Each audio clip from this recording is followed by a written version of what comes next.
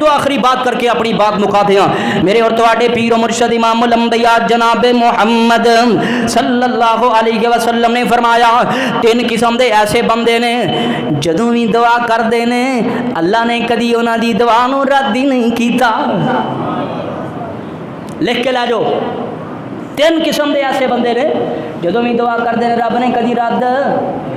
दावतुल मज़लूम, पहली बात है वे जे किसी बंदे का दिल दुखाया यो मजलूम हो गया, जे किसी दे माल ते, जे किसी दी ज़मीन ते, जे किसी दे पानी ते, जे किसी दी वट ते वट पाई, जे किसी दे हाथे ते कब्जा कर लिया, जे किसी यतीम जिसे किसी भैन का हक, किसी भरा का हक वो कमजोर है तू ताकतवर है खा लिया, पहले भी तेरे को किले पेर बड़े ने रजदा फिर भी नहीं, जे किसी ते जुल्म किया मजलूम ने जो दिल चो आवाज़ कढ़नी है सत्ता आसमाना ने भी उस आवाज़ नूं रोक नहीं सकना। सत्ता आसमाना की जुर्रत खत्म, मजलूम की दवा सीधी रब को पहुंचेगी। तू की समझना मैं नमाजा नमूजा पढ़ लेना बस है ना वीरिया ना, ते मां भी मजलूम है जिहदे नाल जुल्म करना है। चाहती की तेरे को पैसे मंगदी, सिर्फ इस चीज़ की भुखी है मेरा पुत आउंदा भी सलाम करे, मेरा पुत जांदा भी सलाम करे, जो हुक्म करा उन्होंने मन लवे। तो जे मैं कहां पुत्र इस गल के अंदर तेरी बीवी गलत है तो मन, बस इन्नी गल। अल्लाह अकबर। मेरे और तुहाडे पीर मुर्शद इमामुल अंबिया जनाब मुहम्मद सल्लल्लाहु अलैहि वसल्लम ने फरमाया, मजलूम जदों आवाज़ कट देना, जदों पुकार देना, कुरान का एक पारा अल्लाह ने उसकी इब्तदाई इत्थों की है। अल्लाह फरमांदे रब ने किसी की पुकार चंगी नहीं लगती उच्ची, इल्ला मन जुलिमा, मगर जिहदे ते जुल्म होया है उन्होंने रब की तरफों इजाजत है गली अंदर खलो के उच्ची उच्ची रोवे, मेरे नाल फलां ने जुल्म किया, रब आंदा मैनूं बुरा नहीं लगता। कर दे यार वापस, की कर दे मैनू नहीं पता किन्ने खादा किन्ने नहीं खादा, मैं तो एक मुजमल जी गल करता पाया, कर दे वापस भाई जिहदा खादा ही कर दे। जे तेरा अपने नाल कुछ नहीं ना बनया तो किसी के खाद्या भी कुछ तेरा बनन लगा, कर दे वापस भाई कर दे, अज कर दे, अज कर दे, वगरना वक्त आ जाए कि जाए इजराइल और कहे अखरिजी अनफुसिकुम, अपनी जान कट, वो वक्त आने तो पहले की कर दे वापस कर, भैनों भी दे दे, भरावां भी दे दे, माफ़ी भी मंग लै, पैरों 'च बह जा, कर दे वापस कर दे।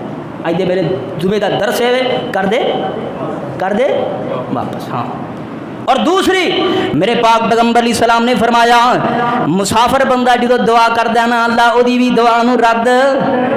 ते तीसरी गल सुन लो, फरमाया बाप जो हाथ, माँ नहीं, अच्छा दोवें अगर ये अंदर शामिल कर लो तो जुर्म वाली बात नहीं, माँ और बाप दोवें, लेकिन इस हदीस के अंदर सिर्फ लफज आया वालिद अगर अपनी औलाद वास्ते दुआ कर दें, अगर वो दुआ चंगी है, अगर वो दुआ चंगी है, नेकी वाली दुआ है, अल्लाह पाक फरमांदे ने, नबी सलाम ने फरमाया वालद दे हाथ थले पहला आउंदे ने, वालद दे हाथ थले बाद च आउंदे ने, अल्लाह उहदियां दुआवां नूं पहले कबूल कर लैंदा। देखो ना, गड्डी लई ते पिछे लिखिया ये मेरी माँ की दुआओं का असर है, या कोई भी कह लो, तो बाप क्यों नहीं लिखता? बाप तेरियां पढ़ाइयां दे खर्चे कौन करता रहा?